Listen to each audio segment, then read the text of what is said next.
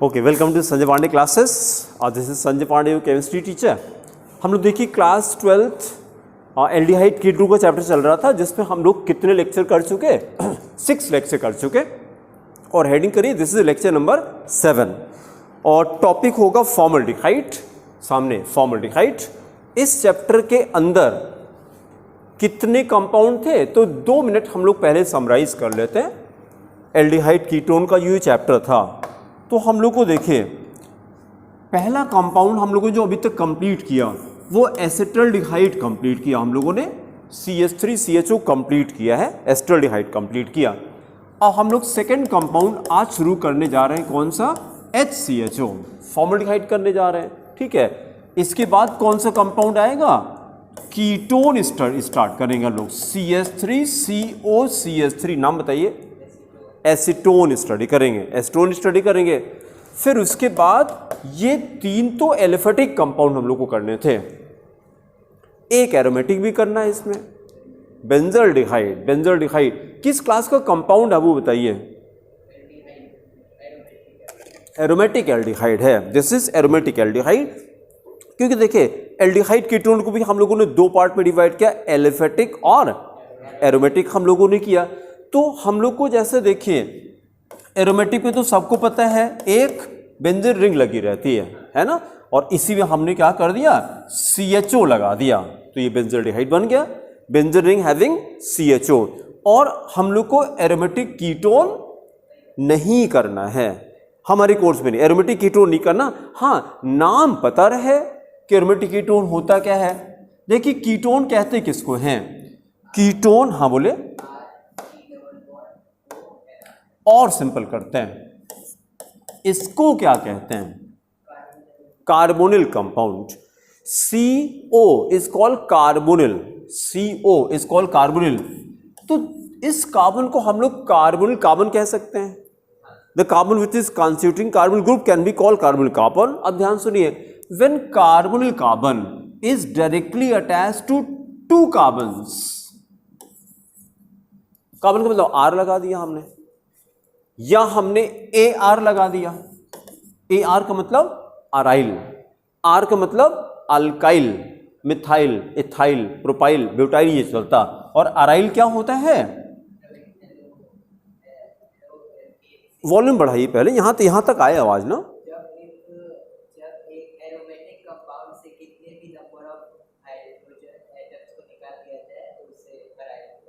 थोड़ा सा करेक्शन करना था सेंटेंस में। और कोई करेक्ट करेगा सेंटेंस शिशिर का? हाँ हाँ बोले। इन्होंने कहा कि जब किसी एरोमेटिक कंपाउंड से कितने भी हाइड्रोजन हटा देते हैं, और नहीं, एक तो हटाते हैं जब R बनाना होता है एकरा। एल्किल जब एक हाइड्रोजन हटाते हैं, और वो भी किससे? एलिफेटिक, नो एलिफेटिक नहीं, खाली एल्केन से। एल्किल बनता है केवल एल्केन से। When we remove only 1 hydrogen from any alkane then we get alkyl. इसका तो चैप्टर खत्म। अब अराइल पे हम लोग आए, तो अराइल किससे बनता है? अराइल बनता है एरीन से। अराइल किससे बनता? एरीन से बनता है। अब फिर वही क्वेश्चन हो गया कि एरीन क्या होता है भैया? What is arene? What is arene? Aromatic hydrocarbons are also called arenes. Repeat करते रहिए, aromatic hydrocarbons are also called arenes. Aromatic hydrocarbons are also called arenes. Also called arenes. Arenes. तो फिर ऐसे करेंगे हम लोग। देखिए हमने क्या किया, एरीन माइनस NH। NH मतलब एनी नंबर ऑफ हाइड्रोजन, जो अभी शिशिर ने कहा एनी नंबर हाइड्रोजन। लेकिन इनके सेंटेंस में क्या मिसिंग था? Hydrocarbon was missing. आपने कहा कि किसी भी एरोमेटिक कंपाउंड से, नहीं ऐसा नहीं है, किसी भी एरोमेटिक हाइड्रोकार्बन से। तो एरोमेटिक हाइड्रोकार्बन को क्या कहते हैं?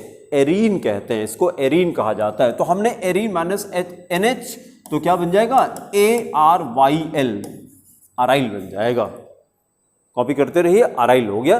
सिंपलेस्ट एग्जाम्पल देखिए, हमने क्या किया, बेंजीन ले लिया, CH6 था ये, बेंजीन ले लिया, इससे हमने एक हाइड्रोजन हटा दिया, बस एक हाइड्रोजन खाली हटाया, तो क्या बन गया, CH5। कैसे करें, देखिए जरा, जब एक हाइड्रोजन हटाएंगे तो ये बॉन्ड तोड़े इलेक्ट्रॉन कहाँ जाएगा, कार्बन के पास आएगा। कितने इलेक्ट्रॉन हैं ये, 2 इलेक्ट्रॉन है, यही 2 इलेक्ट्रॉन इसके पास आते हैं, उसी को हम लोग ऐसे लिखते हैं, ये बॉन्ड लगा दिया, इसके अंदर 2 इलेक्ट्रॉन है, तो रिंग के अंदर एक ने बॉन्ड लगा दिया, तो मतलब ये बॉन्ड अलग से नहीं आता, यही बॉन्ड था, यही टूटा है और हाइड्रोजन निकल गया, हाइड्रोजन निकल गया। इसको क्या कहते हैं, ये फिनाइल कहते हैं। कॉपी करिए, बेंजीन रिंग में एक बॉन्ड लगा दीजिए, तो ये बॉन्ड याद रखिए कि अलग से नहीं आता है बॉन्ड, ये बॉन्ड अलग से नहीं आता, ये बॉन्ड अलग से नहीं आता। ये बॉन्ड कहां से आता है, आदित्य बताइए बेटा, ये बॉन्ड कहां से आया,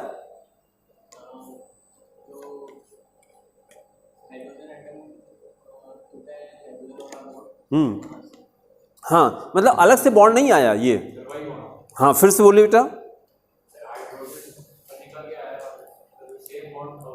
हाँ, मतलब बेंजीन रिंग से जब हम एक हाइड्रोजन हटाते हैं तो जो CH बॉन्ड ब्रेक होता है, वही इलेक्ट्रॉन किसके पास आया, कार्बन के पास आया, और इसके अंदर इलेक्ट्रॉन कितने हैं, 2 इलेक्ट्रॉन है, तो 2 इलेक्ट्रॉन को हम लोग एक बॉन्ड से भी रिप्रेजेंट करते हैं। अगर 4 इलेक्ट्रॉन हो तो डबल बॉन्ड कर लेते हैं, ठीक है। अब देखिए जरा, हम अगर अब लिखेगा नहीं, खाली बताइएगा, अच्छा इसका मॉलिक्यूलर फॉर्मूला भी लिखिए, और हो जाएगा C6H5, C6H5 मॉलिक्यूलर फॉर्म में ऐसे लिखेंगे, और CCH5 और एक ऐसे बॉन्ड लगा दें हम लोग, ये बॉन्ड लगा दिया। बॉन्ड का मतलब ही कि हाइड्रोजन हट गया। देखिए जरा, एक बॉन्ड हमने और लगा दिया, फॉर्मूला बताइए, H4 हो गया, बहुत अच्छा, CCH4। आप जरा फॉर्मूला बता दीजिए, हाँ C6 हो गया, बस बात खत्म, सारे हाइड्रोजन हट गए, सारे हाइड्रोजन हटा दिए हमने, ठीक है, खाली C6 बचा, ये खाली C6 बता, तो ये तो कोई कंपाउंड ही नहीं है, ये तो कार्बन हो गया, खाली सारे हाइड्रोजन हटा दिए आपने। कम से कम हाइड्रोजन तो रहेगा ही रहेगा, जितने भी ऑर्गेनिक कंपाउंड है हाइड्रोजन तो रहता ही रहता है ना, कार्बन रहता है और हाइड्रोजन रहता, तभी तो कंपाउंड बनता है। चलिए वापस आते हैं, अराइल वर्ड समझ आया, अराइल किसको कहते हैं, तो अब दोनों से फैमिलियर हमको होना, एक तो हम फ्रीक्वेंटली यूज करते हैं आर, क्या कहते हैं, अल्काइल या एल्किल, जो प्रोनाउंसिएशन यूज करिए। Simplest example methyl, ethyl, propyl, butyl, ऐसे चलेगा, ठीक है। और फिर AR किसको कहते हैं, अराइल। सिंपलेस्ट एग्जांपल, नाम phenyl, simplest example is phenyl, ठीक है। और अब इसी दोनों को हम लोग यूज करेंगे अच्छे से। अच्छा, फिर इसको बता दीजिए, ARR, इसको क्या बोले, इसको बोलेंगे अरे यार इसको बोलेंगे अरे यार, ARR, इसको बोलेंगे अरे यार। ये क्या हो गया, एक तरफ अराइल लगाया, एक तरफ अल्काइल लगा दिया, तो सिंपलेस्ट अराइल तो हमारा क्या चल रहा था, फिनाइल, और इसी में सिंपलेस्ट अल्काइल लगा दिया, तो ये टॉल्वीन बन गया। तो टॉल्वीन किस क्लास का कंपाउंड है, अरे यार है, टॉल्वीन इज अरे यार इसी का एग्जाम्पल हो गया, सिंपलेस्ट एग्जाम्पल हमने उसके ले लिए टॉल्वीन के। और ये हाइड्रोकार्बन है, ये किस क्लास का कंपाउंड, हाइड्रोकार्बन है। ये एक एलिफेटिक लगाया और एक तरफ एरोमेटिक लगा दिया, बट है अभी भी हाइड्रोकार्बन है, और क्योंकि एरोमेटिक है इसलिए इसको एरीन कहेंगे। This is also an arene. बहुत सारे एरीन्स हैं, एलिफेटिक पे तो हम लोगों ने 3 किया था, एल्केन, एल्कीन, अल्काइन, 3 किया था, और एरोमेटिक में बहुत सारे एरोमेटिक कंपाउंड्स हैं। जैसे देखिए बेंजीन और उसके डेरिवेटिव्स, ये एरीन हो गया। फिर हमने क्या किया, इसको क्या कहते हैं, नेफ्थलीन कहते हैं, 2 रिंग अटैच कर दिया हमने, नेफ्थलीन। फिर इसके डेरिवेटिव हो गए, एक रिंग और जोड़ दिया हमने इसमें, एंथ्रासीन कहते हैं। सारे एरीन्स हैं, सारे एरोमेटिक हाइड्रोकार्बन हैं, लेकिन हमको फॉर्चुनेटली केवल एक हाइड्रोकार्बन करना है, बेंजीन और उसके डेरिवेटिव, बस, ठीक है। वो तो जब जो लोग गलती से BSc करते हैं, हाँ, गलती से करते हैं बीएससी। अगर उनको पता लग जाए बीएससी बहुत पढ़ना पड़ता है तो नहीं करेंगे BSc. BSc is a full time job. जा तो लोग बीएससी क्यों करते हैं? नहीं, नौकरी नहीं। यस, हाँ, ज़्यादातर लोग इसलिए करते हैं कि साल ना खराब होने पाए। ठीक है। और बीएससी अगर आपके मार्क्स अच्छे नहीं हैं तो उसको दिखा तो कहीं पाएंगे नहीं। हाँ, बीएससी बैचलर ऑफ साइंस होता है। उस अगर मार्कशीट को आप दिखा नहीं सकते तो क्या मतलब है? क्योंकि आप दिखाएंगे तो किया धरे पानी फिर जाएगा पूरा। उससे अच्छा आप कहते कि नहीं हमने कुछ नहीं किया, चुपचाप घर बैठे तो वो ज़्यादा अच्छा था। क्योंकि अब दिखा दिया आपने ना, तो first impression is last impression. आगे कुछ बोलने की जरूरत नहीं है। ये इतने कम नंबर मतलब कोई बोलेगा नहीं वो, क्योंकि आप पढ़ेंगे नहीं तो नंबर कहाँ से आएंगे, कहाँ से नंबर? तो बीएससी में तो फुल टाइम रहता है, काफ़ी रहता है। ये बीएससी में तीनों करने पड़ते हैं। जैसे अभी 12th में हम लोग एरोमेटिक किसको कहते हैं? Benzene and it's derivatives. तो जब बीएससी में चलते हैं तो बेंजीन, नेफ्थलीन और एंथ्रासीन एंड देयर डेरिवेटिव्स, इसको मिला के क्या बोलेंगे? Hydrocarbons, aromatic hydrocarbons. धीरे से बोलेंगे, ठीक है। अब पढ़िए जितना पढ़ना है। देखिए अभी देखिए पढ़ने की कोई लिमिट नहीं है। आपने नारायण मूर्ति का नाम सुना? नारायण मूर्ति, KR नारायण मूर्ति सुना? कौन है ये? इन्फोसिस का मालिक है ये, इन्फोसिस का मालिक। ठीक है। Infosys is a software company. Infosys is a software company. जो नया मिला करिए लिखते रहा करिए, नारायण मूर्ति लिखिए और यूट्यूब पे वीडियो सर्च कीजिएगा, नारायण मूर्ति। नारायण मूर्ति ने अपनी लड़की की शादी ब्रिटेन के प्राइम मिनिस्टर से की है। ये इंडिया है। हाँ, ठीक है। और शुरुआत कहां से हुई है? आईटी में इन्होंने क्वालिफाई किया और फादर ने मना कर दिया। नारायण मेरे पास इतना पैसा नहीं है, क्योंकि 7 भाई बहन थे, तो इतना पैसा नहीं कि सातों को हम आईआईटी करा सकें। तो कहीं ऐसा एडमिशन ले लो जहां पे पैसा थोड़ा कम लगे। तो पुणे का एक कॉलेज था, वहां पे फीस कम थी, वहां जाकर एडमिशन लिया, वहां टॉप किया उन्होंने। प्लेसमेंट देने चालू हो गए, टॉप किया तो उसके बाद वहाँ लाइन लगाने लगे लोग, उस कॉलेज में लाइन लगाने लगे। फिर देखिए सपने वही कहते हैं, ड्रीम्स कम ट्रू। फिर इनका सपना था आईआईटी कानपुर से हमको आईआईटी कानपुर में जाना है। फिर एमटेक किया अपने पैसे से। अब फादर से नहीं कहा, एमटेक किया और आईआईटी कानपुर से ही किया। सपना पूरा हुआ। फिर 1 साल IIM अहमदाबाद में MBA किया और वो इसलिए और वहाँ पे जॉब किया, लेकिन जॉब नौकरी करने के लिए नहीं किया, मैनेजमेंट सीखने के लिए। और फिर अपनी कंपनी डाली, उसी का नाम है इन्फोसिस। उसी का नाम है इन्फोसिस। जब शुरू किया है कंपनी तो 5 साल तक खाली बस डालते जा रहे थे, डालते जा रहे थे, डालते जा रहे थे। जो कुछ है सब बिकता जा रहा था, कुछ नहीं बच रहा था। 5 फ्रेंड ने मिलकर के कंपनी स्टार्ट किया था और उसी में बहुत अच्छा मतलब लगता है कि इनकी जो वाइफ थी बहुत सपोर्ट किया उन्होंने। उनका नाम बताएंगे? नारायण मूर्ति के वाइफ का नाम अभी इंटरव्यू आया था, मैं भी अभी तुरंत भूल गया मैं। अब बहुत ही हम्बल, बहुत ही हम्बल, बहुत ही हम्बल हैं। हाँ हाँ हाँ, तो इतनी हम्बल। और उन्होंने क्या किया, अपने सारे ऑर्नामेंट्स सेल कर दिए उसी कंपनी के लिए। बोलती है नारायण, क्योंकि चल नहीं रही थी कंपनी, चल नहीं रही थी। और उसी बीच में जब चल नहीं रही थी तो अमेरिका की कोई फर्म थी आकर के कंपनी को खरीदना चाह रही थी। तो अमेरिका ने कहा कि जितना अभी तक आपका लॉसेस हुआ हम सारा पेमेंट करने को तैयार हैं।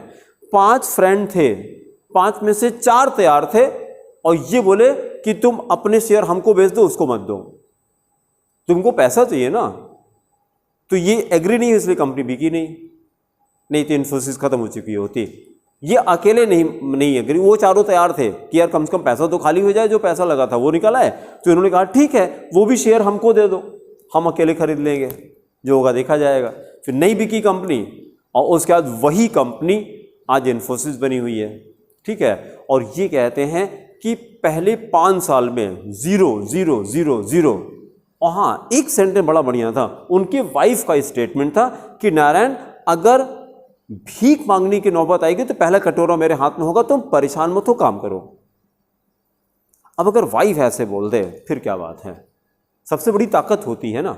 नहीं तो ज़्यादातर लोग वही तो डिमोटिवेशन मिलता है कि इतना मेहनत करके आए घर पे और पैसा नहीं है, तो वाइफ सुनाना शुरू करेगी कि तुम और कुछ क्यों नहीं करते, है ना, किससे मैंने शादी कर ली, मेरी किस्मत खराब, ऐसे ऐसी सब बातें चालू हो जाती हैं। और वहाँ पे क्या होगा, नहीं कुछ नहीं है। अब इससे बड़ी ताकत क्या हो सकती है? ये स्टेटमेंट उन्हीं का है कि अगर भीख मांगने की नौबत आई तो पहला कटोरा मेरे हाथ में होगा, अब परेशान मत हो तुम, चलो हमको तुम्हारे पर ट्रस्ट है। क्योंकि एमटेक किया और IIM से MBA किया है और वो तो बात से पता लग जाता है ना, टैलेंट तो समझ में आ जाता है बात करके, वो कॉन्फिडेंस होता है वो। और फिर क्या करते हैं, अगले 5 साल में $1 बिलियन का एसेट बनाया। $1 बिलियन कितना होता है? इतना होता है कि अगर हमको दे दिया जाए तो एक जन्म में गिन नहीं पाएंगे, इतना होता है। दिन भर खाली पैसा गिनते रहें तो गिन नहीं पाएंगे, इतना होता है $1 बिलियन। ठीक है, और उसका रेस्ट इज हिस्ट्री। आज बताते हैं, कंपनी में अराउंड 10,000 एम्प्लॉय काम करते हैं, पैन इंडिया 10,000 एम्प्लॉय काम करते हैं, और बहुत बड़ी कंपनी। और सबसे बड़ा, अभी हमने क्या इंट्रो दिया था, अपने लड़की की शादी यूके के प्राइम मिनिस्टर से, क्या उनका नाम क्या है, ऋषि सुनक। हाँ, एकदम यंग है, and I think 42 years, youngest prime minister है। 42 is what, nothing prime minister के लिए।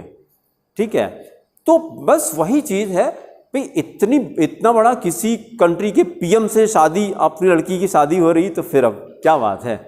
ठीक है, तो ये कहने का मतलब, स्टोरी हमने इसलिए सुनाई जब नारायण मूर्ति ने बताया कि जब हमने IT दिया था तो कोई सिलेबस नहीं होता था, जो पढ़ना है पढ़ लीजिए आप।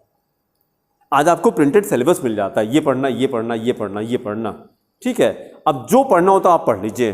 तो उसी तरह से यहां पर भी है कि पढ़ने की कोई लिमिट थोड़ी ना है। हाइड्रोकार्बन कितने भी कर लीजिए, हमको केवल एक हाइड्रोकार्बन करना है एरोमेटिक में, कौन सा, बेंजीन खाली करना है। ठीक है, और जो भी हाइड्रोकार्बन आएंगे उन सबको मिला के हम क्या बोलेंगे, एरीन बोलेंगे। और एरीन से जब हाइड्रोजन हटाएंगे तो उसको अराइल बोलेंगे। फिर देखिए जरा, हम लोग कर रहे थे कि एल्डिहाइड कीटोन की बात कर रहे थे। पहला एल्डिहाइड जो हम लोगों ने कंप्लीट कर लिया वो फॉर्मल्डिहाइड था, सॉरी एस्टल्डिहाइड। आज फॉर्मल्डिहाइड शुरू करने जा रहे हैं, फिर एसीटोन करेंगे, फिर बेंजल्डिहाइड करेंगे। और इसको देखिए, AR हम ये कर दें, ये क्या है, कार्बोनिल है। तो अब हमने क्या कर दिया, इसी में एक तरफ हमने AR लगा दिया, एक तरफ R लगा दिया, तो ये एरोमेटिक कीटोन हो गया। और सिंपलेस्ट वैल्यू लाके अटैच कर दें तो देखिए C डबल बॉन्ड O, इधर CH3 लगा दिया, इधर C6H5 लगा दिया। ये कॉपी में जरा इसका स्ट्रक्चर ड्रॉ करिए, एक बेंजीन रिंग बनाइए,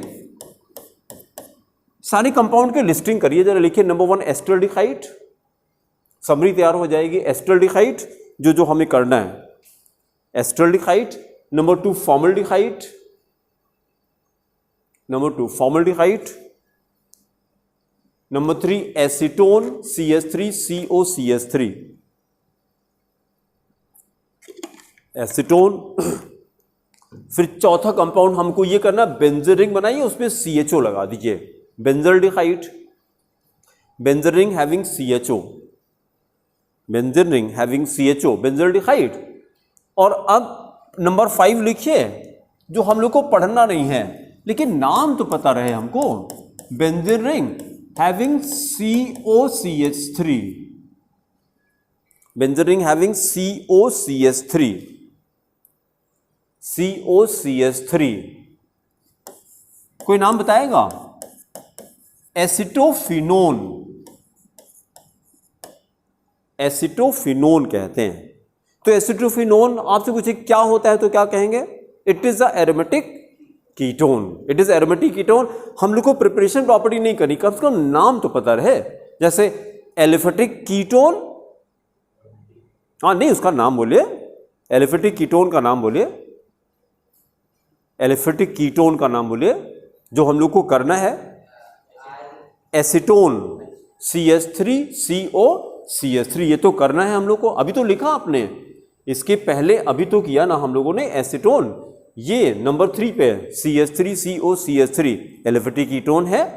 और तो मतलब इसके अंदर की 4 कंपाउंड इस चैप्टर में हम लोग को करने थे, एल्डिहाइड कीटोन में 4 कंपाउंड करने थे, एक हम लोगों ने कर लिया है, दूसरा हम लोग स्टार्ट करने जा रहे हैं। फिर से हेडिंग करिए फॉर्मल्डिहाइड।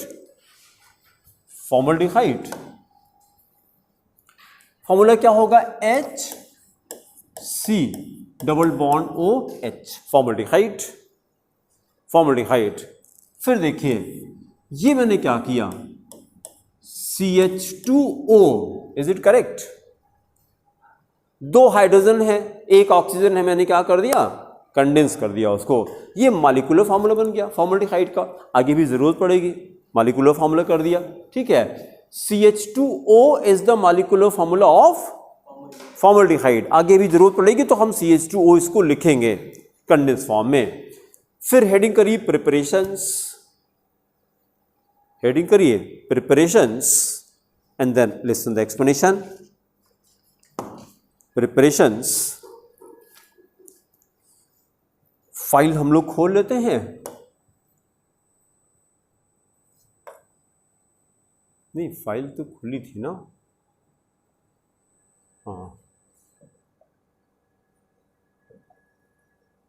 हाँ जी आया। Total we have to study 4 preparations, 4 preparation है टोटल। नंबर 1 करिए lab method, preparation number 1 lab method. एक लैब मेथड है, 2 मैन्युफैक्चर और एक जनरल मेथड है। To the heading lab method and then listen the explanation.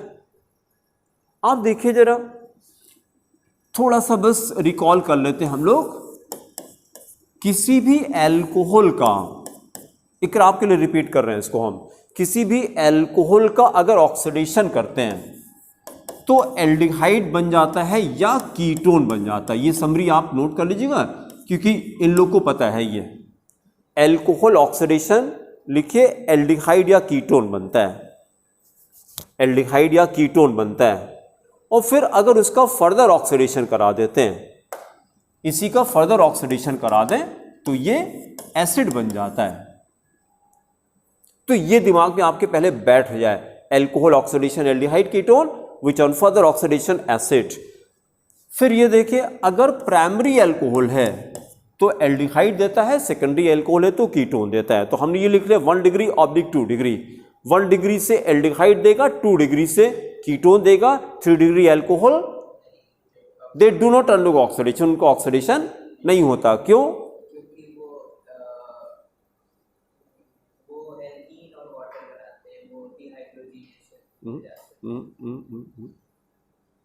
Reason क्या है, किस एल्कोहल में ऑक्सीडेशन होता है? अल्फा हाइड्रोजन, बस ये बात करिए। तो 3 degree alcohol they do not have alpha hydrogen, इसलिए ऑक्सीडेशन उनका नहीं होता है, ठीक है। यहां तक इकरा ठीक है। एल्कोहल ऑक्सीडेशन एल्डिहाइड और ketone which on further oxidation acid is obtain. फिर इसका अगर उल्टा करते हैं तो ऑक्सीडेशन का उल्टा रिडक्शन हो जाएगा, रिडक्शन। एल्डिहाइड कीटोन को अगर हम रिड्यूस करेंगे, हमने H लिख दिया तो एल्कोहल बनता है। एसिड को रिड्यूस करेंगे तब भी एल्कोहल बनता है, ये भी याद कर लेंगे। एल्डिहाइड कीटोन एसिड, इन तीनों को मिला के क्या बोल सकते हैं? Carbonyl compound. Aldehyde ketone acid, इन तीनों में ये होता है ना C डबल बॉन्ड O, इसलिए इनको कार्बोनिल कह रहे हैं। तो हमने सेंटेंस क्या सीखा?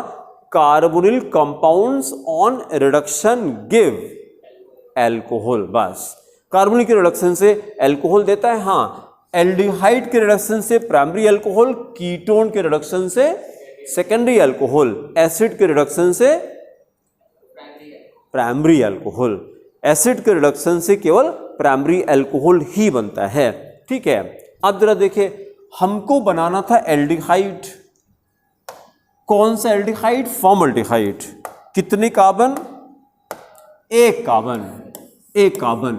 पूरे ऑर्गेनिक केमिस्ट्री में कार्बन नहीं चेंज होता है, जितने कार्बन रिएक्टेंट में उतने कार्बन प्रोडक्ट में रहते हैं। तो फॉर्मल्डिहाइड में 1 कार्बन है, अभी हम लोगों ने कहा कि एल्डिहाइड्स एंड कीटोन्स किसके ऑक्सीडेशन से बनते हैं?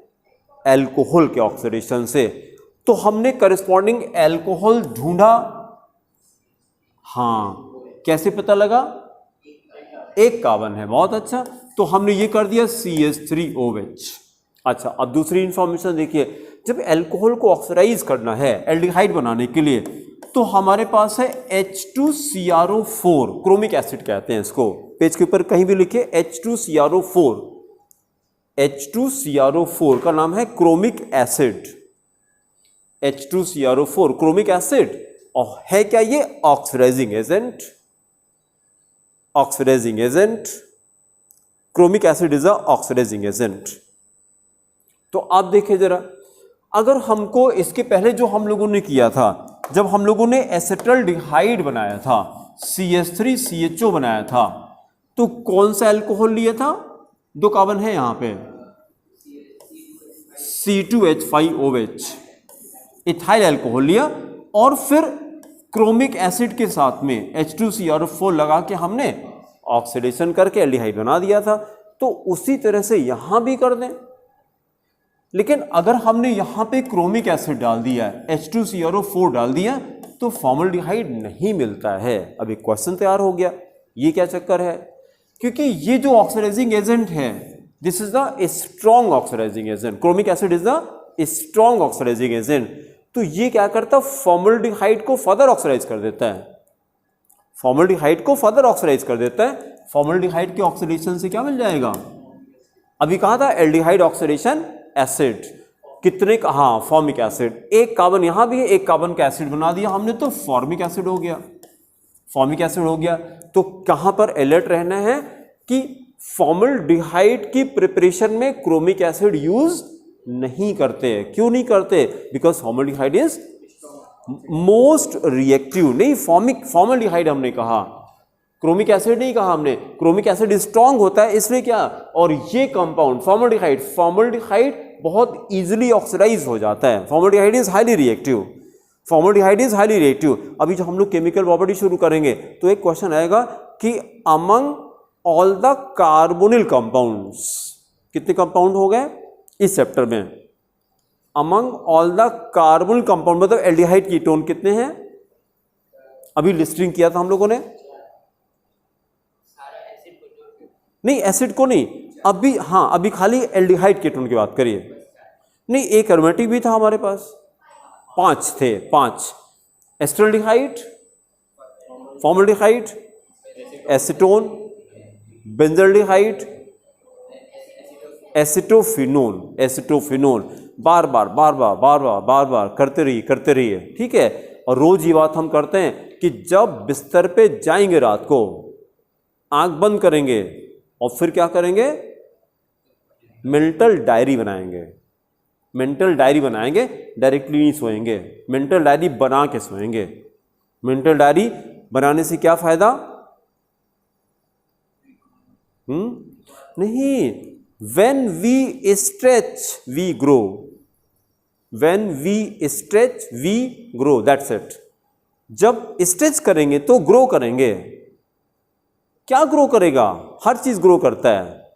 बॉडी स्ट्रांग करना है, स्ट्रेच करिए। किसी ने नहीं सिखाया कि यार इंटरनेट कैसे स्ट्रांग किया जाए। स्ट्रेच करिए, क्या करिए? थिंकिंग। हेनरी फोर्ड का मालिक कौन है? फोर्ड, उसका नाम ही है, सॉरी मैं तो आंसर ही बोल दिया, फोर्ड मोटर का मालिक। अब इस समय उन्होंने अपना बिजनेस बंद कर लिया। क्यों बंद नहीं किया? वाइंड अप किया।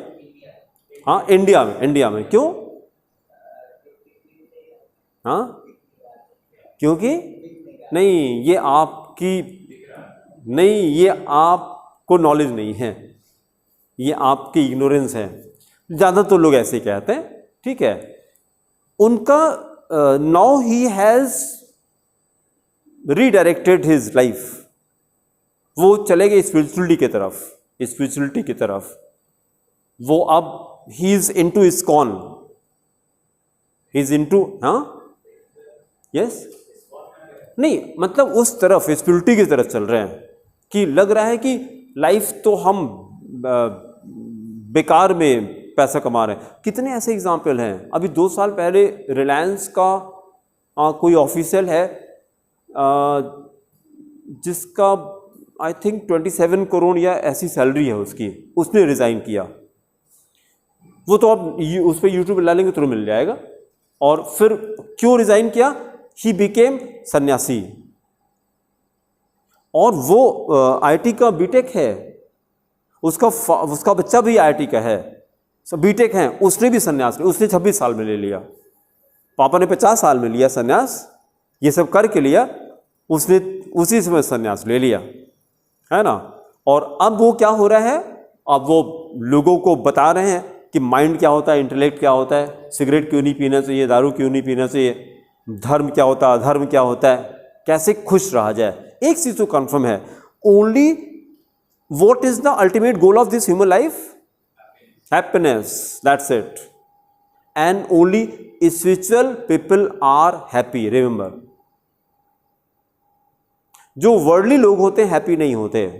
जो सांसारिक लोग कहते हैं, सांसारिक किसको कहा जाता है? जिसको लगता है खुशी कहाँ मिलती है? धन में, स्त्री में, संपत्ति में और पुत्र में। पुत्र मतलब पुत्री भी हो जाएगा, मतलब अपने बच्चों में खुशी मिलती है। यहां खुशी नहीं मिलती। क्यों नहीं मिलती है? क्योंकि ये सारी चीजें कैसी हैं? टेम्परेरी हैं, चेंज होती हैं। तो कोई टेम्परेरी चीज हैप्पीनेस कैसे दे सकती है? हाँ, टेम्परेरी हैप्पीनेस दे सकती है। जो खुद ही टेम्परेरी, तो परमानेंट हैप्पीनेस कैसे देगी? आज है कल नहीं है, आज है कल नहीं है, तो खुशी कहाँ जाती है? डाउन हो जाती है। और जब ऊपर से नीचे आते हैं तो अच्छा लगता है जिंदगी में, ठीक है। तो इसलिए कौन सी ऐसी चीज है जो चेंज ना होती हो, वो आपको रियल हैप्पीनेस दे देगी, ठीक है। अब वो टॉपिक दूसरा टॉपिक हो जाएगा, बट एक सेंटेंस याद करिए कि only spiritual people are happy. इसलिए फोर्ड ने डाइवर्ट कर लिया फोर्ड ने इसलिए डाइवर्ट किया, ठीक है, क्योंकि वो डिपेंड करता है कि अब बहुत से लोग हैं मरते दम तक उसी पैसे में लगे रहते हैं, बस खाली क्या हो रहा है? पैसा पैसा पैसा पैसा पैसा। और आज अगर रतन टाटा से पूछिए, इसमें रतन टाटा डालिए आप, he can not speak properly now. पैसा कितना? बहुत पैसा, बहुत पैसा। जिसके पास 100 कंपनी हो तो हाँ 200 company. And is he married? No, he is not married. क्या लड़कियों की कमी?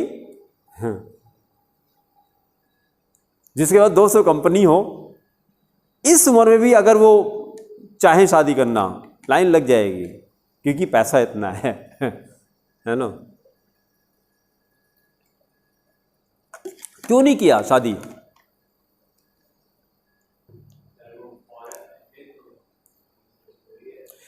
इसी को इंडियन कहा जाता है। वो कल्चर इंडिया के पास ही है, और किसी कंट्री के पास वो कल्चर नहीं है।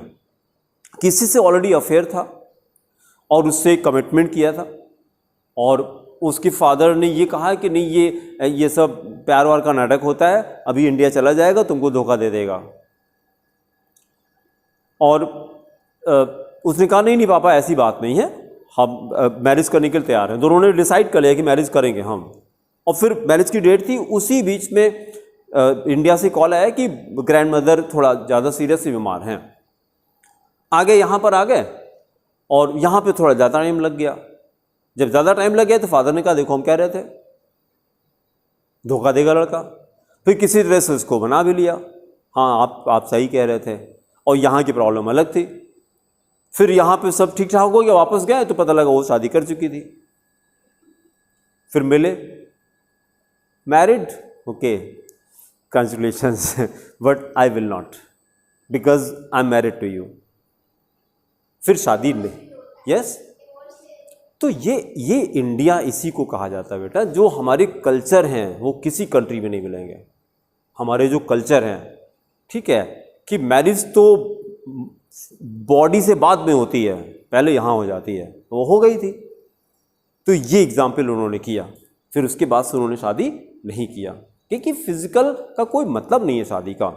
दिमाग तो कहीं और मैंने दे दिया है, तो अगर वो नहीं तो फिर कुछ नहीं। ऐसे एग्जाम्पल मिलेंगे आपको, ऐसे एग्जाम्पल मिलेंगे। तो वो भाई बहुत रेयर एग्जाम्पल है, ऐसा बहुत रेयर एग्जाम्पल है, ठीक है। और कितना पैसा उन्होंने डोनेट किया, कितना पैसा डोनेट किया, बहुत पैसा डोनेट किया उन्होंने। तो एज एग्जाम्पल मतलब in addition to physics, chemistry, maths, bio जो भी सब्जेक्ट है उसके साथ में बुक्स ज़रूर पढ़ा करिए। 10 मिनट, खाली 10 मिनट, खाली 10 मिनट, ये क्या करेगी, आपको चार्ज करना शुरू करेगी। कोई किसी सक्सेसफुल इंसान की स्टोरी ज़रूर पढ़िए साथ में, ठीक है। वो आपको मतलब अंदर से एग्जाम्पल जब मिलते हैं ना कि ऐसा हो गया, ऐसा हो गया, तो लगता है कि हम भी ये काम करेंगे, हम भी ये काम करेंगे।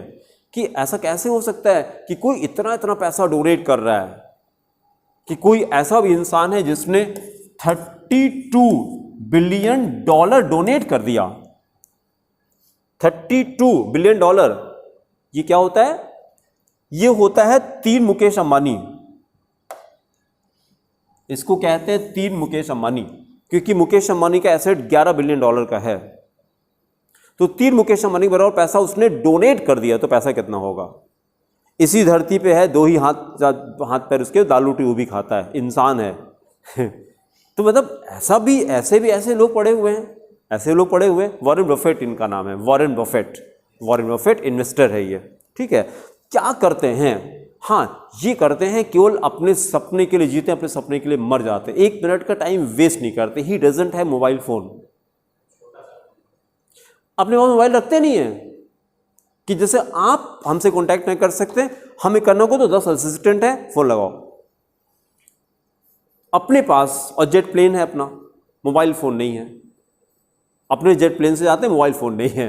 क्यों नहीं है? कोई हमसे कांटेक्ट ना कर सके, क्योंकि टाइम हमारा खराब होगा, है ना। क्योंकि थॉट लेवल तो मैच करता नहीं है।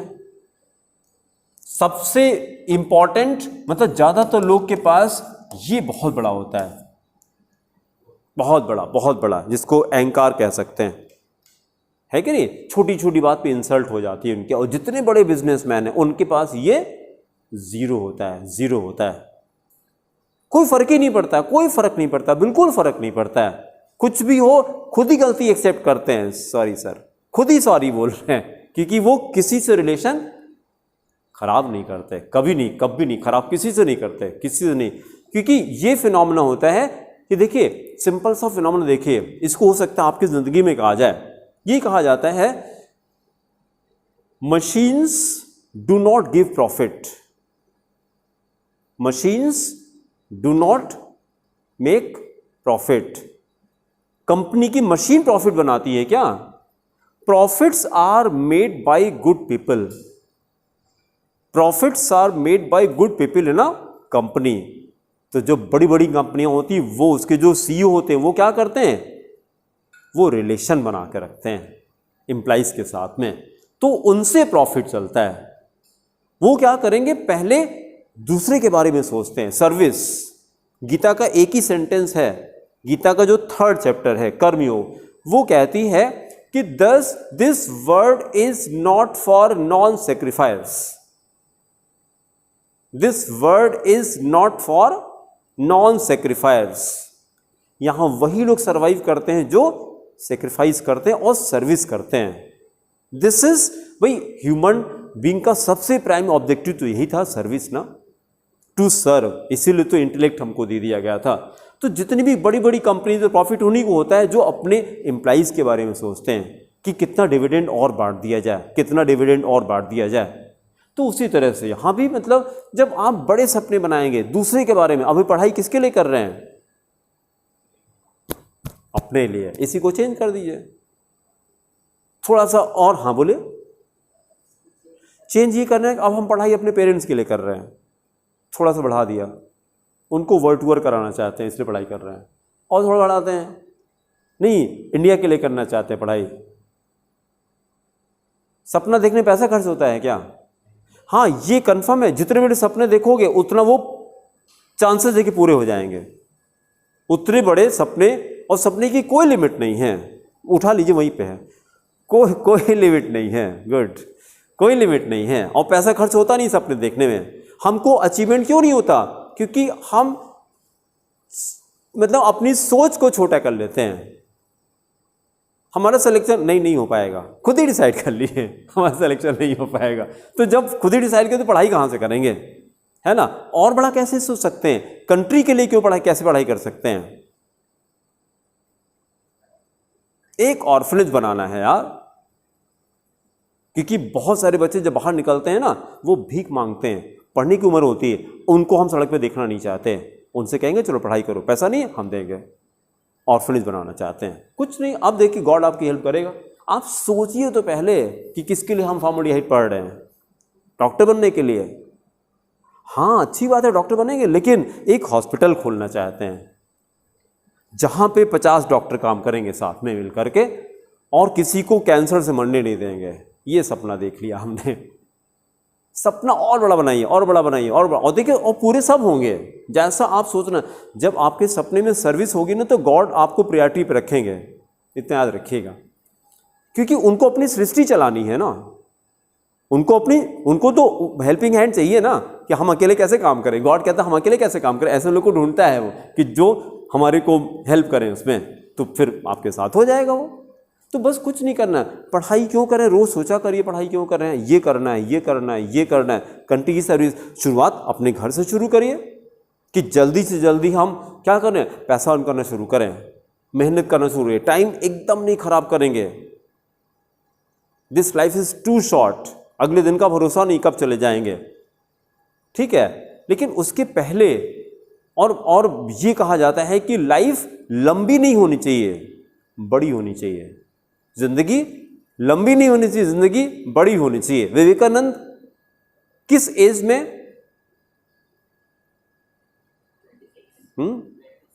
नहीं 26 नहीं, ये था 36 ईयर्स में, 36 ईयर्स पे, 36 में पूरे वर्ल्ड में छा गए, 36 में पूरे वर्ल्ड में छा गए। वो तो कैलिफोर्निया का है, वो शिकागो का है, हाँ वो तो बहुत ही फेमस स्पीच है, वो तो पढ़ी हुई है, उसी से तो फिर विवेकानंद बने हैं, ठीक है। चलिए वापस आते हैं। Chromic acid is a what type, a strong oxidizing agent. Chromic acid से हम लोगों ने क्या किया, क्रोमिक एसिड से एसिटल्डिहाइड तो बना सकते हैं बट फॉर्मल्डिहाइड नहीं बना सकते। क्यों, फर्दर ऑक्सीडाइज हो जाता है। फॉर्मल्डिहाइड हम क्या कह रहे थे, देखिएगा जरा, अभी इसकी केमिकल प्रॉपर्टी भी यूज करेंगे। अगर हम कार्बन को ऑक्सीजन से अटैच कर दिया तो कार्बन पे कोई चार्ज आएगा क्या, पॉजिटिव चार्ज आएगा।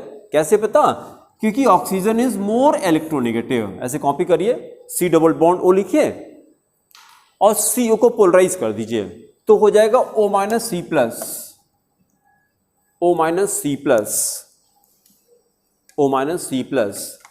अब इसके ऊपर जब रिएक्शन होगा तो कौन सा रिएजेंट अटैक करेगा।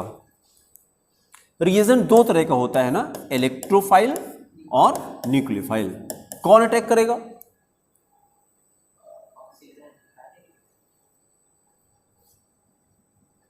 ये रिएजेंट है, इस कार्बन पे न्यूक्लियोफाइल अटैक करेगा, न्यूक्लियोफाइल अटैक करेगा। तो आप देखिए जरा, डबल बॉन्ड है, अनसैचुरेटेड कंपाउंड्स में कौन सा रिएक्शन होता है, addition reaction. Unsaturated compounds undergo, ये लिखिएगा बेटा, unsaturated compounds undergo addition reaction. एक एक सेंटेंस याद करना शुरू करें, unsaturated compounds undergo addition reaction, unsaturated compounds undergo addition reaction. तो अब रटना नहीं पड़ेगा क्योंकि डबल बॉन्ड दिखाई पड़ रहा है, इसलिए इसमें एडिशन होगा। फिर कौन सा एडिशन होगा इसमें, न्यूक्लियोफिलिक एडिशन। तो अब हमने एक सेंटेंस और रटा, कार्बोनिल कंपाउंड्स, लिखिए अगला sentence, carbonyl compounds undergo, carbonyl compounds undergo nucleophilic को शॉर्ट में NU लिख रहे हैं, NU minus addition. Carbonic compounds undergo NU minus addition, nucleophilic addition. Nucleophilic addition को अंडरलाइन कर लीजिए और इसको रट लीजिए, कई क्वेश्चन आपके इसी से हो जाएंगे। जैसे MCQs आते हैं ना, किस कंपाउंड में कौन सा रिएक्शन होगा, तो कार्बोनिक कंपाउंड्स में न्यूक्लियोफिलिक एडिशन होता है। फिर जरा दिमाग लगाइएगा, ये न्यूक्लियोफाइल हमको यहां पर अटैक करना है और हमने क्या किया, इस कार्बन से एक आर लगा दिया। आर का काम क्या होता है, इलेक्ट्रॉन देना। बहुत अच्छा, alkyl radicals are electron giver, donor, electron donate करते हैं। अगर इसने इलेक्ट्रॉन दिया तो ये पॉजिटिव चार्ज कम हो जाएगा। अब यस, हाँ ठीक है, रेट ऑफ रिएक्शन पे कोई फर्क पड़ा, इकरा बोलिए। इसने इलेक्ट्रॉन दिया इस कार्बन को, इसका पॉजिटिव चार्ज कम हो गया। अगर यहां पॉजिटिव चार्ज कम हो गया तो ये न्यूक्लियोफाइल जल्दी अटैक करेगा, देर में अटैक करेगा, तो रिएक्टिविटी कम हो गई। तो हमने क्या सीखा कि जैसे जैसे कार्बन में आर की वैल्यू बढ़ाएंगे रिएक्टिविटी कम होती जाएगी। इसका मतलब ये ठीक है, acetaldehyde formaldehyde, which one is more reactive, formaldehyde. इसी की हम लोग बात ही कर रहे थे अभी कि जो फॉर्मल्डिहाइड बनता है तुरंत फर्दर ऑक्सीडाइज हो जाता है। क्यों? Because formaldehyde is more reactive, formaldehyde is more reactive. तो यहां पे एक काम अभी और कर लेते हैं, यहां पे लिखते हैं रिएक्टिविटी ऑर्डर। लिखिए reactivity order, reactivity order, reactivity order.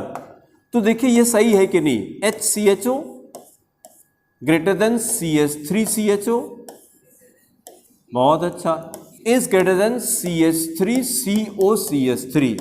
ये ऑर्डर ठीक है ना? कई क्वेश्चन आपके इसी से हो जाएंगे कि कौन सा कंपाउंड ज्यादा रिएक्टिव होता है। तो formaldehyde is more reactive than acetaldehyde, acetaldehyde is greater than acetone. ये हम लोगों ने कर लिया।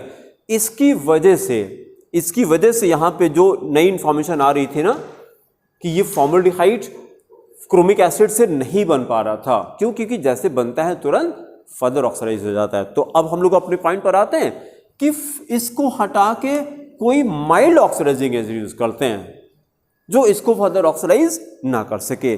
तो मेरे पास है silver.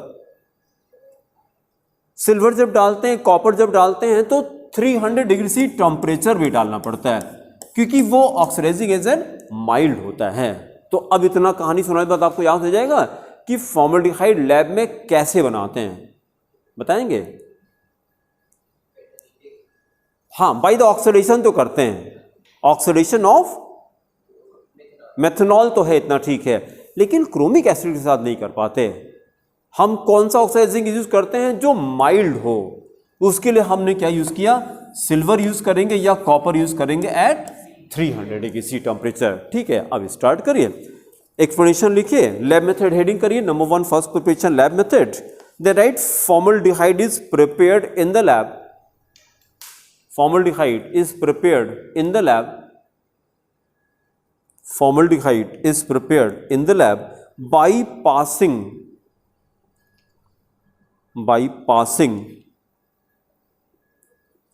a mixture of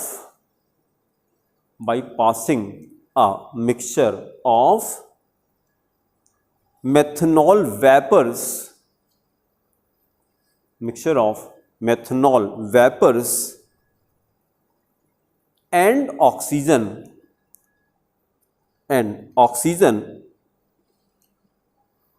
over Ag or Cu catalyst, silver or copper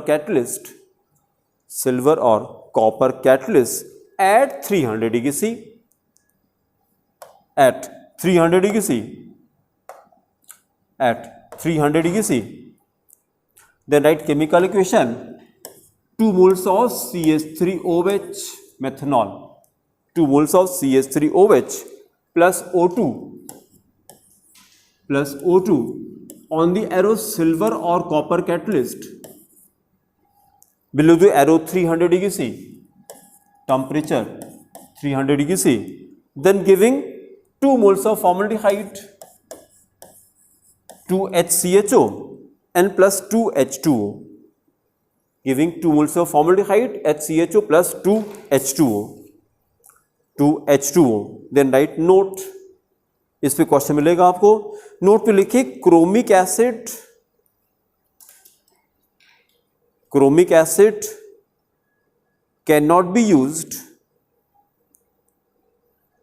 chromic acid cannot be used in the preparation of formaldehyde, in the preparation of formaldehyde. Then do the heading no numbering, write only manufacture,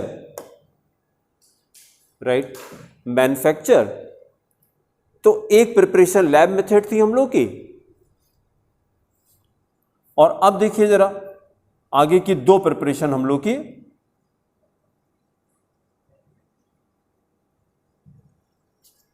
दो preparation ये आ रही है,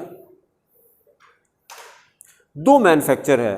manufacture में क्या करते हैं, costing कम होती है, कॉस्टिंग कम होती है। अच्छा, पहला लिखिए, अब नंबर 2 हो जाएगा।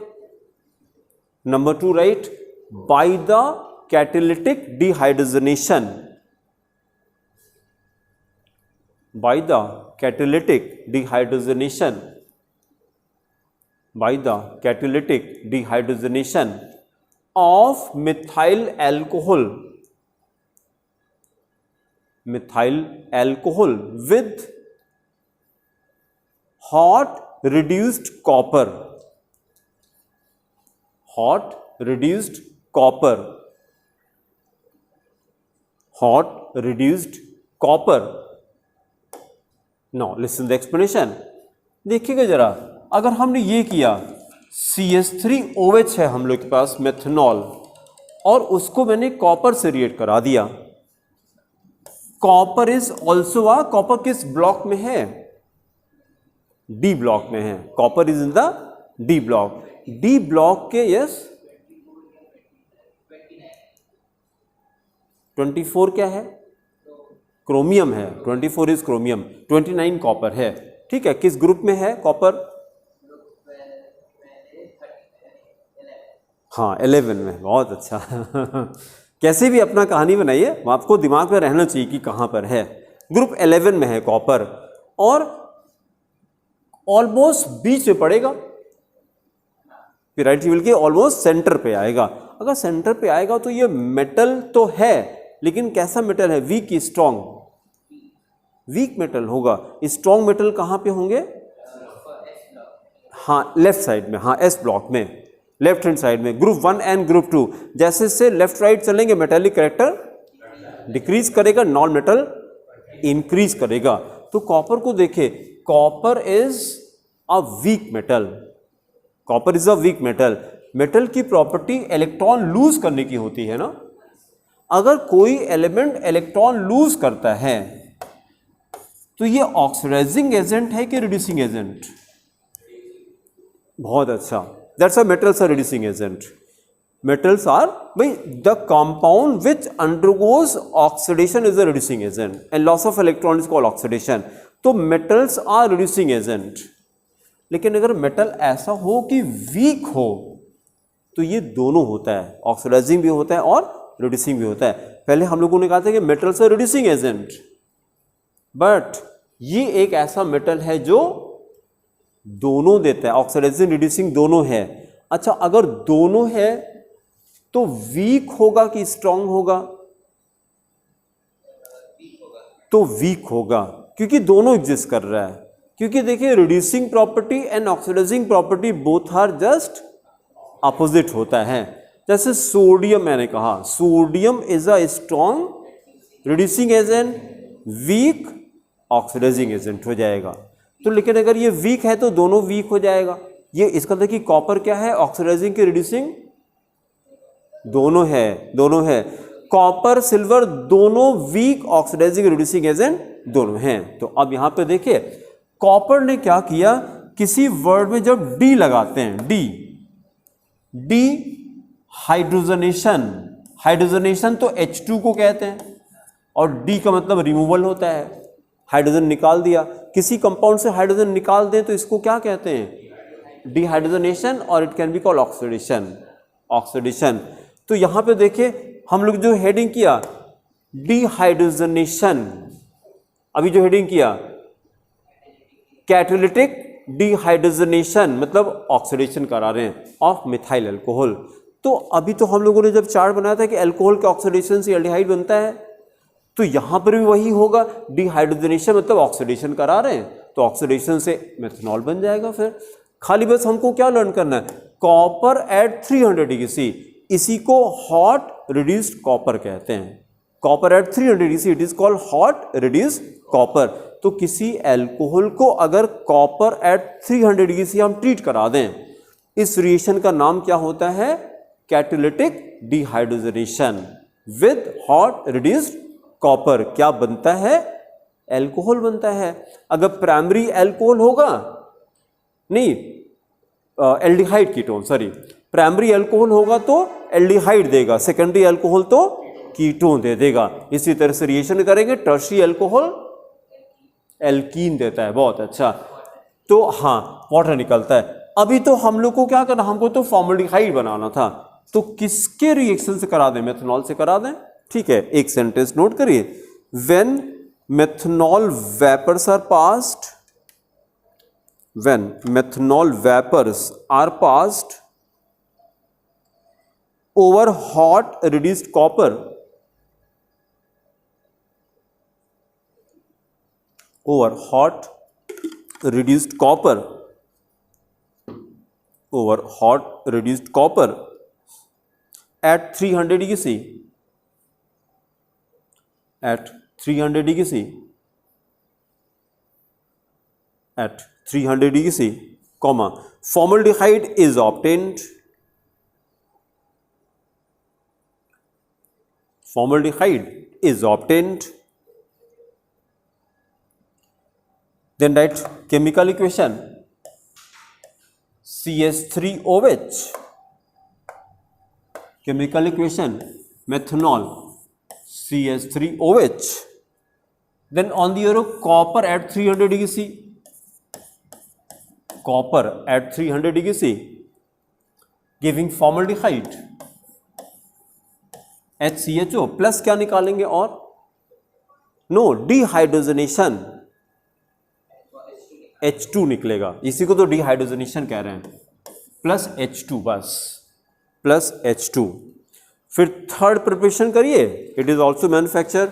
Third preparation, by the oxidation of methane, by the oxidation of methane, by the oxidation of methane, stop writing। अब देखिए जरा हम लोग, methane is it a cheap substance, methane जितने भी, हाँ जितने भी हाइड्रोकार्बन्स हैं, जितने हाइड्रोकार्बन्स हैं, they are suppose to be cheap although they are not cheap. 80 रुपया लीटर मिल रहा है, चीप है ये पेट्रोल। और क्या, पेट्रोल किस क्लास का कंपाउंड है, एल्केन। हाइड्रोकार्बन के अंदर भी एल्केन है, और यहाँ पे हम लोग जहाँ भी एल्केन दिखाई पड़ता है उसको मैन्युफैक्चर में डालते हैं, मतलब ये सस्ता है, चीप है ना। थ्योरी अलग चलती है, प्रैक्टिकल अलग चलता है ना भाई। अब ये कहा जाए, बहुत सारी चीज़ें ऐसी पढ़ाई जाती हैं जिसकी कोई ज़रूरत नहीं है, और ऐसा होता भी नहीं है, बस खाली पढ़ाते हैं। जैसे एल्केन में हम लोग जाते हैं 1 मिनट के लिए, तो in class 11th we study 8 preparations of alkane, 8। और फिर ये कैसे कि इसमें से कौन सा मेथड डेली लाइफ में यूज़ करते हैं प्रैक्टिकली एल्केन बनाने के लिए, तो आंसर आता है नन। तो फिर पढ़ते क्यों हैं? 8 मेथड आपने किए, वुड्स रिएक्शन, डीकार्बो, और न्यूमेरिकल खूब आते हैं, और वेरी इंपॉर्टेंट किसके लिए, नीट में एग्जाम में क्वेश्चन में आता है। तो पढ़ते क्यों हैं? तो आंसर इज बस नौकरी लेने के लिए, नंबर लेने के लिए। और फिर जब प्रैक्टिकल लाइफ में गए तो पेट्रोल कहाँ से बनाया? ड्रिलिंग करके निकाला, बनाया नहीं तो धरती माता ने बनाया उसको। तो पढ़ने से फायदा क्या हुआ? वो सब क्यों पढ़े? पता नहीं, नंबर लेने के लिए। एजुकेशन सिस्टम चल रहा है, बस चलता चला आ रहा है भाई। यही तो रीज़न हो रहा है कि आज की डेट में कितने बीटेक अनएम्प्लॉयड टहल रहे हैं। उसका रीज़न वही है, क्योंकि वो पढ़ाई जो करते हैं वो आउटडेटेड हो गई है। अब चैट जीपीटी तो पढ़ा नहीं रहे हैं, एआई तो पढ़ा नहीं रहे हैं और उसी का ज़माना आ रहा है। तो अब आप पुरानी थ्योरी अब HTML लेके टहलते रहिए, आप पता नहीं कौन कौन सी लैंग्वेज, पाइथन और ये आप उसमें करते रहिए, तो नई नई चीज़ें डेवलप होती जा रही हैं। तो चेंज अपने को अपडेट करना पड़ेगा ना। लेकिन यहाँ तो मजबूरी है, पढ़ना तो पड़ेगा ही, क्योंकि अभी भाई पहले एक दो सीढ़ी तो डाके क्वालिफिकेशन तो डेवलप हो कम से कम, कि एग्ज़ाम तो दे सके उसके लिए क्वालिफिकेशन चाहिए। मीथेन जहाँ भी यूज़ करते हैं it is use as a manufacture. Why? Because methane is suppose to be a cheap substance. Methane को चीप सपोज करते हैं, चीप होता नहीं है। चीप होता तो अमेरिका आज इतना पावरफुल कंट्री क्यों है? या अमेरिका को छोड़िए, जितनी भी गल्फ कंट्रीज हैं वो पैसा क्यों है उनके पास इतना ज़्यादा? हाँ, गल्फ कंट्री का मतलब, हाँ, UAE है ना, और कुछ कंट्री, हाँ, इराक, ईरान, ये सब है ना, मतलब शेख हैं, पता नहीं, ऑफर करते हैं कि अब तुम्हारे वजन के बराबर सोना दे देंगे तुमको है कि कोई भी ऑफर दे दिया, बस खुश हो जाए। बस गाड़ियाँ सोने की है, मतलब कार उनकी सोने की कार है, मतलब कम से कम 1 टन सोना उसमें लगा होगा। तो कुछ और कहाँ से पैसा आता है? वो ऑयल से। तो अपनी ऑयल कंपनीज हैं उनकी, और वो कंपनी प्रारब्ध से मिल गया मतलब पिछले जन्म में बढ़िया काम किए थे तो मिल गए, उस घर में पैदा हो गए। ये कहा जाता है if you want to be rich तो do 2 things, either marry a rich person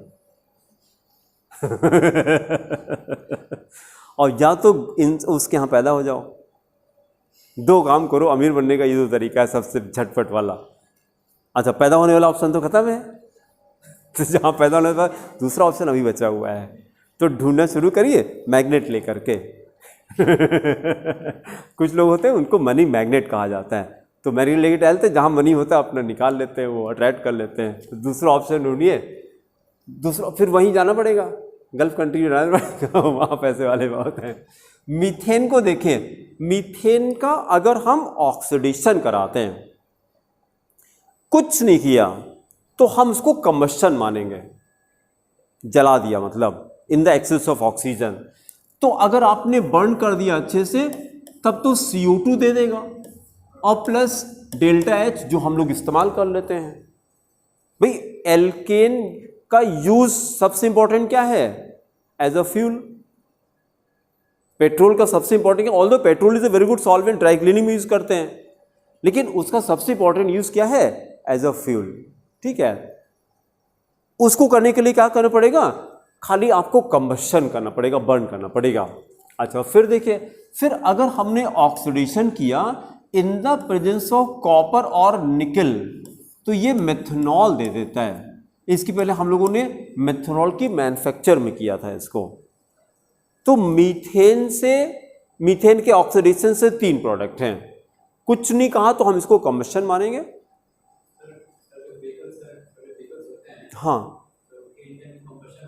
हाँ, व्हीकल में यही तो कंबशन ही तो होता है, ऑक्सीजन एटमॉस्फेयर से लेते हैं।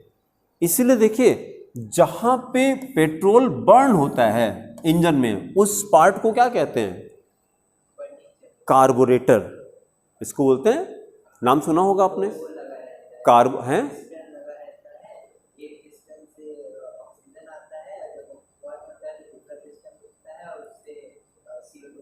हाँ, CO2 आ जाता है। बहुत अच्छा, ये मैकेनिज्म समझा दी इन्होंने कि पिस्टन होता है कि वो क्या करता है, सक करेगा। जब सक करेगा तो कार्बोरेटर के अंदर पेट्रोल नहीं आता, पेट्रोल की वेपर्स आती हैं, पेट्रोल की वेपर्स जलती हैं। पेट्रोल तो लिक्विड होता है, लेकिन लिक्विड पेट्रोल नहीं जलता, पेट्रोल की वेपर जलती है। और प्लस उसमें एयर आती है, एयर फिल्टर लगा रहता है। वो एयर कहाँ से लेते हैं? एटमॉस्फेयर से लेते हैं। इसीलिए कुछ दिन चलते चलते गाड़ी का पिकअप कम हो जाता है। क्यों कम होता है? उसमें डस्ट आ जाती है। जब डस्ट आती है तो वो चोक हो जाता है, एयर नहीं आ रही। अकेले पेट्रोल नहीं जलता है, पेट्रोल के साथ में क्या चाहिए? ऑक्सीजन चाहिए। दूसरा रट लीजिए, जो हम लोग का खाना होता है और गाड़ी का खाना होता है, दोनों एनर्जी तब देते हैं जब जलते हैं। फूड खाने का एक ही पर्पस है, एनर्जी, लेकिन वो एनर्जी कब देता है? सुबह एक योगा करने के आते हैं, आज वो कह रहे हैं आज बड़ी थकान लग रही है, 65 के आसपास है, अब थोड़ी देर में सो जाते हैं, बैठे बैठे सो जाते हैं वो योगा करते करते। तो मैं आज उनसे कहा, मैंने काउंटिंग क्या करी आप, सोने सोने सोने थोड़ी ना आए, और कितने बजे सोए थे? 10 बजे। उठे कितने? 5 बजे। अरे हमको और कितना सोना है? 10 बजे सो गए थे, 5 बजे उठे, कितने घंटे हो गए? 7 तो हो गया भैया, 65 की उम्र है, कितना सोओगे? अब स्लीप आपकी क्या होनी चाहिए, कम की ज़्यादा? अब कम होनी चाहिए आपको। Why we require sleep? Body में रिपेयर होता है जब स्लीप करते हैं। तो अब क्या रिपेयर होना है? और रिपेयर करके भी क्या करोगे? रिपेयर करके भी क्या करेंगे? अब बस भजन करिए भगवान का, भगवान का भजन करिए और प्रसन्न रहिए बस। अब ये मत सोचिए कि अभी पैसा कमाना, क्या करेंगे पैसा कमा के? अब ये कहा गया कि जब भोग सामग्री थी तब भोग नहीं, जब भोग सामर्थ्य था तो भोग सामग्री नहीं थी। भोग मतलब समझते हैं, मतलब जो जैसे इंजॉयमेंट है उसको भोग कहा जाता है संस्कृत में, ठीक है। तो जब आपके पास सामर्थ्य मतलब जब शक्ति थी तो भोग की सामग्री नहीं थी, क्योंकि पैसा नहीं था। और अब भोग सामग्री है तो भोग का सामर्थ्य नहीं है, शक्ति नहीं है। तो कुछ ऐसा करिए, दोनों रहे ना भाई। जब आपने कमाया, पैसा कमाया at the cost of health, and now you are earning health at the cost of money, तो क्या मतलब हुआ जिंदगी का? तो शुरू से थोड़ा थोड़ा हेल्थ का ख्याल रखना चाहिए था ना, कि जब पैसा आ जाए तो उसको एंजॉय करें, और नहीं तो उसको कौन एंजॉय करेगा? नहीं, हॉस्पिटल तो करेगा आपका लड़का, आपका दामाद जो डिजर्व नहीं करता। मेहनत तो आपने की है, आईफोन वो लेके टहल रहा है, और आप वही नोकिया 5110 पे चल रहे हैं, क्योंकि वो ऑपरेट कर ही नहीं पाते आप, और दूसरा वाला पैसा तो खूब है आपके पास। तो साथ में हेल्थ का ख्याल रखिए, सीधी सी बात।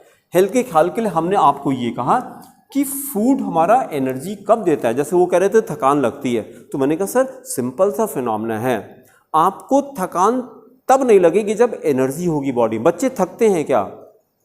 1 सेकंड नहीं बैठते, और हम लोग उनको मतलब गुस्सा हो जाते कि तुम सो क्यों नहीं रहे हो, इतना दौड़े थक नहीं रहे हैं, क्यों? एनर्जी इतनी ज़्यादा। एनर्जी कहाँ से आती है? दौड़ने से आती है एनर्जी। जब आपका ब्लड सर्कुलेशन तेज होगा तो ब्लड का मेन वर्क क्या है? Blood is the oxygen carrier. और जब एटीपी तब प्रोड्यूस होती है जब सेल में ग्लूकोज बर्न होता है, जब रेस्पिरेशन होता है। अगर ऑक्सीजन नहीं है बॉडी में, ऑक्सीजन नहीं है तो फिर खाना खाते रहिए, खूब खाते रहिए, डायबिटीज हो जाएगी। ज़्यादा नहीं खाना है, थोड़ा खाना हो लेकिन वो बर्न हो जाए। उसी तरह से यहाँ पर भी पेट्रोल है, जैसे फर्स्ट गियर पे एक्सीलरेटर नहीं तेज करना चाहिए, तो क्या होगा? गाड़ी तेज थोड़ी नहीं चलेगी आपकी, पेट्रोल बर्न थोड़ी ना हो रहा है, इंजन पे फर्क पड़ रहा है। तो ऑक्सीजन खूब होनी चाहिए। जब ऑक्सीजन होगी तो फ्यूल एंड फूड दोनों एनर्जी तब देते हैं जब बॉडी में ऑक्सीजन रहे खूब, ठीक है। तो जब एक्सेस ऑफ ऑक्सीजन किया तो मीथेन बर्न करेगा, और कंप्लीट कंबशन से क्या देगा? CO2 दे देगा, वाटर देगा, और प्लस आपको एनर्जी दे देगा जो हम यूज कर लेते हैं। फिर अगर ऑक्सीडेशन के अंदर कॉपर कैटलिस्ट तो मेथनॉल देता है, मेथनॉल के मैन्युफैक्चर में किया था।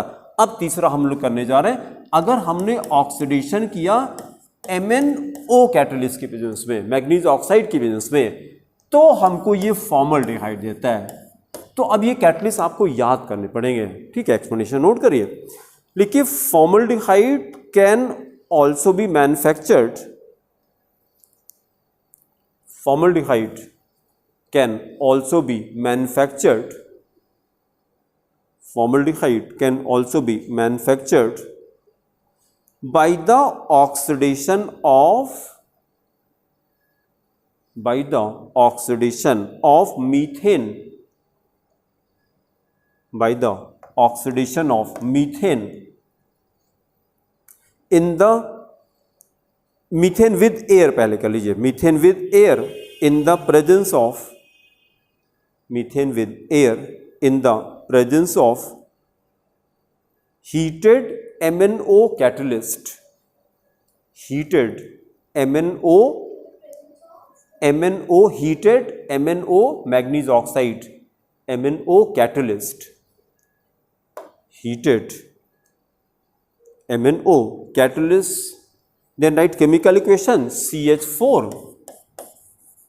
plus O2, CH4 plus O2, फिर एरो पे डेल्टा बना दीजिए और एरो के नीचे MnO catalyst, MnO catalyst, product बना दीजिए HCHO giving formaldehyde plus H2O, formaldehyde plus H2O,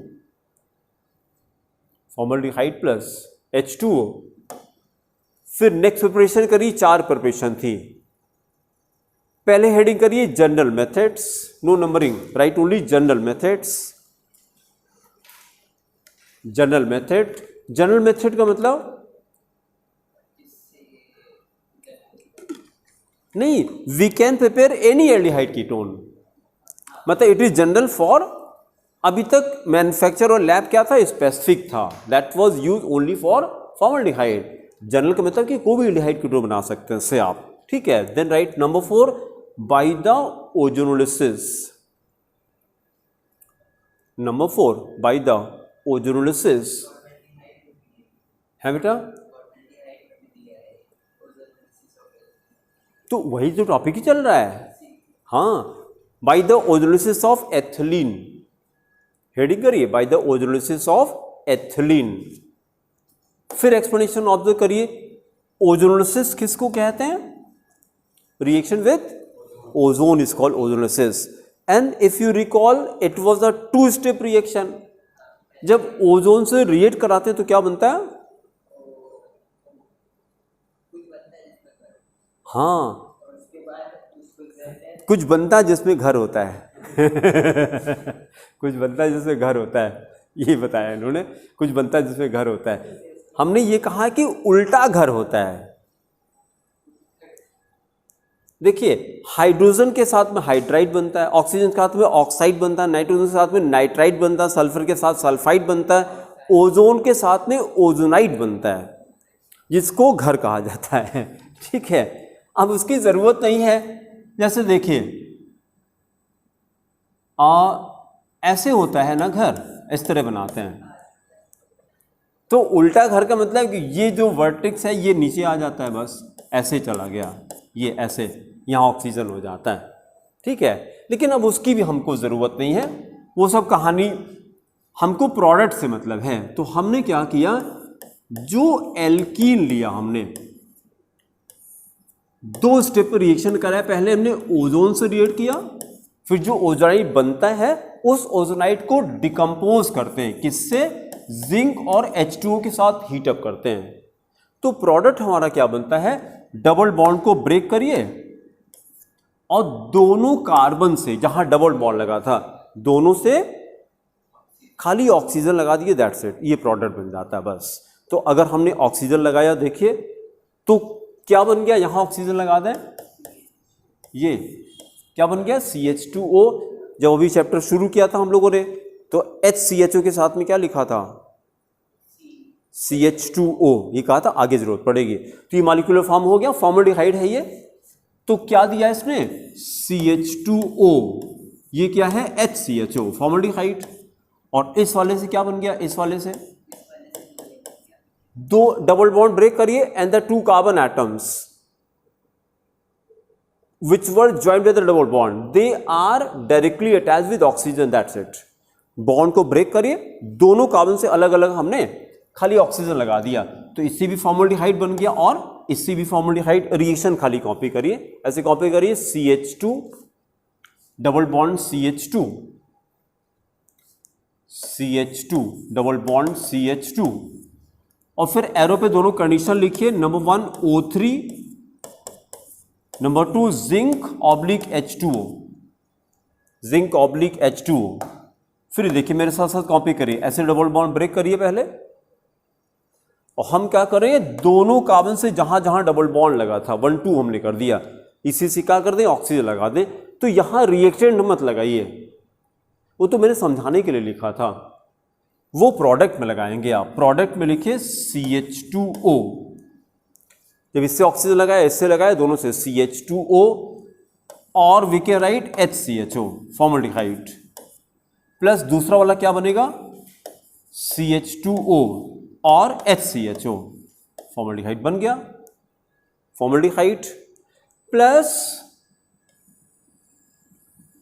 इससे क्या बनता है, H2O2 बनता है साइड प्रोडक्ट, प्लस लिखिए वहां पे plus H2O2 hydrogen peroxide, plus hydrogen peroxide H2O2। हाँ बोले, इसीलिए जिंक इस्तेमाल किया गया, करेक्ट, H2O2। फिर लिखिए नोट, राइट, नोट। देखिए जरा, ये नाम कहीं सुना आपने, फॉर्मलिन, फॉर्मलिन, इकरा ये नाम सुना आपने कहीं पर, फॉर्मलिन? हाँ, कुछ याद करिए, स्पेसिमेंस इसी में रखे जाते हैं, तो इसका काम क्या है फिर? नहीं, कंपोजिशन नहीं पूछ रहे हैं हम, इसका वर्क पूछ रहे हैं। हाँ, उसका स्पेसिफिक टर्म बताइए, जो साइंस का टर्म है। जैसे हम आपसे कहें जो जिन मेडिसिन से फीवर रिड्यूस करते हैं, उन मेडिसिन को क्या कहते हैं? What are those medicines called which are used to reduce the fever? Yes, antibiotic तो बैक्टीरिया को किल करेगा, हाँ, एंटीपैरेटिक कहा जाता है, करेक्ट, एंटीपैरेटिक। जैसे डेंगू, आदित्य क्या होता है, एंटीबैक्टीरियल, बैक्टीरिया से होता है कि? यस, डेंगू इज वायरस से होता है, dengue is a viral disease. तो जब वायरल है, वायरल फीवर होता है हम लोग को, और डॉक्टर क्या देता है, एंटीबायोटिक। तो मतलब आप एंटीबायोटिक से वायरस को मार सकते हैं क्या? पहली बात तो वायरस को मार ही नहीं सकते। क्यों नहीं मार सकते? क्योंकि पहले से मरा होता है, वो तो डेड होता है, तो वायरस की कोई दवा होती नहीं है, तो फिर क्यों लेते हैं एंटीबायोटिक, क्या फायदा? एक आदमी को फीवर हुआ, वो दवा नहीं लेता, और दूसरे को भी हुआ, उसने दवा लिया, कौन जल्दी ठीक होगा? हाँ, जो दवा नहीं लेता है वो जल्दी ठीक होगा, और उसकी इम्यूनिटी ज़्यादा स्ट्रांग होगी आगे के लिए, क्योंकि जो दवा लेता है, सबसे खतरनाक दवा फीवर की दवा है। बॉडी का टेम्परेचर बॉडी क्यों बढ़ाती है? जब कोई वायरस बैक्टीरिया आता है बॉडी में, उसी को किल करने के लिए बढ़ाती है, और अगर आपने एंटीपैरेटिक ले लिया तो बॉडी का टेम्परेचर जब कम हो गया तो अंदर रिप्रोडक्शन और तेज होगा उनका, तो और ज़्यादा नुकसान करेंगे आपको। ठीक है, मुश्किल से जैसे कोल्ड कफ होता है, कितना दिन लगता है? मैक्सिमम 3 डेज, 3-4 दिन, ज़्यादा नहीं लगता। लेकिन आदमी क्या करता है, बस एक दिन में यार कुछ अच्छा नहीं लगा है ना, बस तुरंत गया दवा खा लिया, तो अब उनको इम्यूनिटी उतनी डेवलप नहीं हो पाती है। ठीक है, हम ये कहना चाह रहे हैं, फॉर्मलिन इज उसी तरह से जैसे फीवर के लिए एंटीपैरेटिक बताया, उस तरह से हम नाम सुनना चाह रहे थे कि formalin is use as a disinfectant. It is a disinfectant. ये क्या होता है? जो बैक्टीरिया वायरस को किल कर देता है। इसी को अगर डाइल्यूट कर दें तो उसी को एंटीसेप्टिक कहा जाता है। तो एंटीसेप्टिक और डिसइंफेक्टेंट में क्या फर्क है? एंटीसेप्टिक को लिविंग सेल्स पे लगा सकते हैं आप, इसको हाथ से नहीं छूना है। जिसने डिसइंफेक्टेंट है, क्योंकि ये अच्छे बैक्टीरिया को भी किल कर देंगे फिर। ठीक है, तो फॉर्मलिन इज अ डिसइंफेक्टेंट, और किस लिए यूज करते हैं? जो आपने बताया, it is use to preserve biological specimen market में। और ये होता क्या? ये फॉर्मल्डिहाइड है। अब आप पूछेंगे व्हाट इज फॉर्मल्डिहाइड, तो आप बताएंगे जो अभी बता रहे थे आप, it is a 40% aqua solution. अब कंपोजिशन बताइए कि फॉर्मलिन होता क्या है, तो इट इज, क्योंकि फॉर्मल्डिहाइड इज अ गैस। एक चीज और भी देख लिए, only formaldehyde is the gas all other aldehydes are liquids. केवल पहले नंबर गैस होता है और सारे लिक्विड होते हैं। लेकिन इसको जो मार्केट करते हैं तो it is sold in the market in the form of liquid under the name formalin. Formalin के नाम पे इसको यूज करते हैं और ये पानी में डिजॉल्व हो जाती है, ये पानी में डिजॉल्व हो जाती है। ठीक है, तो फॉर्मलिन पूछेंगे क्या होता है तो आप बोलेगा it is 40% 40% aqua solution of formaldehyde. लिखिए note number 1, formaldehyde is a gas, formaldehyde is a gas, formaldehyde is a gas, but it is sold in the market, but it is sold in the market, sold in the market as 40% as 40% aqueous solution, 40% aqueous solution under the name formalin,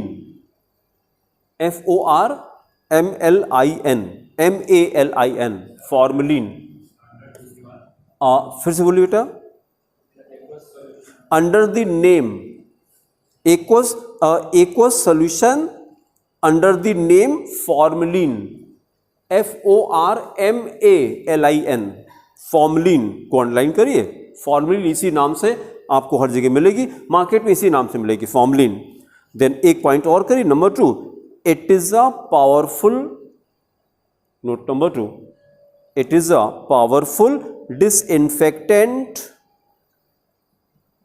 powerful disinfectant and antiseptic, and antiseptic.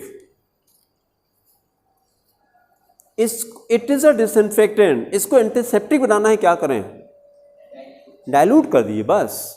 Antiseptic को disinfectant नहीं बना सकते आप, लेकिन disinfectant को antiseptic बना सकते हैं। समझा रहा है, मतलब इसको कंसंट्रेट नहीं कर सकते लेकिन पानी में लेकर डाइल्यूट कर सकते हैं। अगली हेडिंग करके छोड़ दीजिए, केमिकल प्रॉपर्टीज, फिर अगले टर्न पे करेंगे केमिकल प्रॉपर्टीज। हाँ हाँ, क्योंकि गैस है ना। ठीक है, बस हेडिंग करके छोड़ दिए, फिर अगले टर्न पे कंटिन्यू करेंगे। Thank you.